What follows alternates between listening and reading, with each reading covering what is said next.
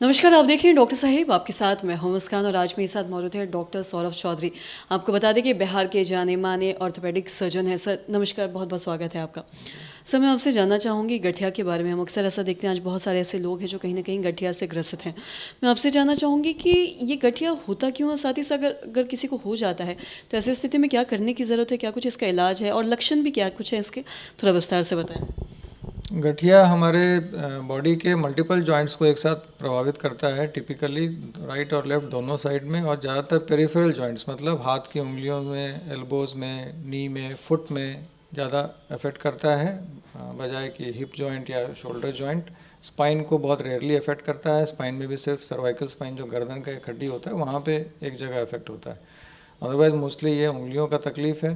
Typically young age में patients को ये सब चीज़ शुरू हो जाता है। उनको जोड़ों में सूजन दिखता है, दोनों साइड के जोड़ों में सिमेट्रिक जैसा लगेगा कि दोनों में इसी जॉइंट्स में हो रहा है, 3, 4, 5, 6 जैसा भी।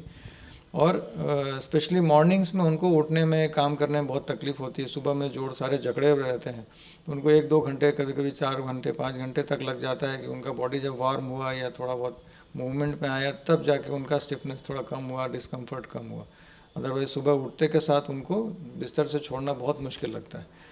ये टिपिकली क्रॉनिक आर्थराइटिस है। बाय डेफिनेशन 3 महीना 6 महीना से ज़्यादा का सिम्टम्स रहता है। कुछ ब्लड टेस्ट है जिससे कि कंफर्म हो जाता है। अराउंड 95% केसेस में ब्लड टेस्ट से कंफर्म हो जाता है, बट ब्लड टेस्ट नेगेटिव होते हुए भी गठिया हो सकता है। दूसरा है उससे मिलता जुलता जो रिएक्टिव आर्थराइटिस है, जो किसी बॉडी के इन्फ्लेमेशन या इन्फेक्शन के बाद जोड़ों में दर्द सूजन शुरू होता है, जो यूजुअली सेल्फ लिमिटिंग होता है। किसी को 2, 4, 6 महीने तक तकलीफ देता है, उसके बाद जनरली वो ख़त्म हो जाता है। लेकिन रूमेटॉइड आर्थराइटिस उस तरह का चीज़ नहीं है। दूसरा इंपॉर्टेंट चीज़ है उसमें कि ये इरोजिव आर्थराइटिस है, ये कार्टिलेज को डैमेज करता है। तो ये जो बीमारी है इसमें दवा खा के और जो भी इंजेक्शंस की ज़रूरत पड़े तो इंजेक्शंस के द्वारा जॉइंट का इन्फ्लेमेशन को पूरी तरह से कंट्रोल करना बहुत ज़रूरी है। अदरवाइज़ अगर थोड़ा बहुत भी सिम्टम्स रह रहा है, जॉइंट में सूजन रह रही है, 1-2 जॉइंट में भी पेन हो रहा है या स्टिफनेस है, इसका मतलब है कि डिजीज़ जो है एक्टिव है, हमारा कार्टिलेज डैमेज होते जा रहा है। तो डिजीज़ का जो ट्रीटमेंट का टारगेट जो है उसमें कोई भी जॉइंट में पेन और स्वेलिंग नहीं रहना चाहिए। और ये इंपॉर्टेंट है कि ये एक्टिव फेज़ में, मतलब समझिए कि 20 साल 30 साल तक ये डिजीज़ बहुत एक्टिव रहता है, उस फेज़ में आपको दवा बिल्कुल भी छोड़ना नहीं है। अगर प्रॉपरली दवा लेते हैं तो मोस्टली 2 या 3 मेडिसिन से मरीज का काम चल जाता है। अराउंड 95% पेशेंट्स में 2 से 3 दवाइयाँ खानी है, रेगुलरली खानी है। जैसे डायबिटीज़ है, जैसे थायराइड है, उसी तरह समझेंगे कि ये दवा खानी है ताकि मेरा जॉइंट्स जो है वो लाइफ लॉन्ग ठीक रहे। सर ये भी जानना चाहूँगी कि जो गठिया है क्या ये लाइफ लॉन्ग रहता है, किसी को अगर एक बार गठिया हो जाता है तो? गठिया जो रूमेटॉइड आर्थराइटिस है वो एक ऑटो इन्फ्लेमेटरी या ऑटो इम्यून डिसऑर्डर है। मतलब हमारे बॉडी में ही कुछ ऐसे जीन्स हैं, कुछ ऐसी एंटीबॉडीज़ प्रोड्यूस होती हैं जो हमारे ही बॉडी के किसी खास पार्ट को डैमेज करती हैं। ठीक है, तो ये तो बाहर से आया नहीं है, ये अपना नेचुरल एक बॉडी का टेंडेंसी ऐसा डेवलप हुआ है। इसीलिए ऐसा सोचना नहीं है कि ये दवाई खा के ये ठीक हो जाएगा, ये ख़त्म हो जाएगा।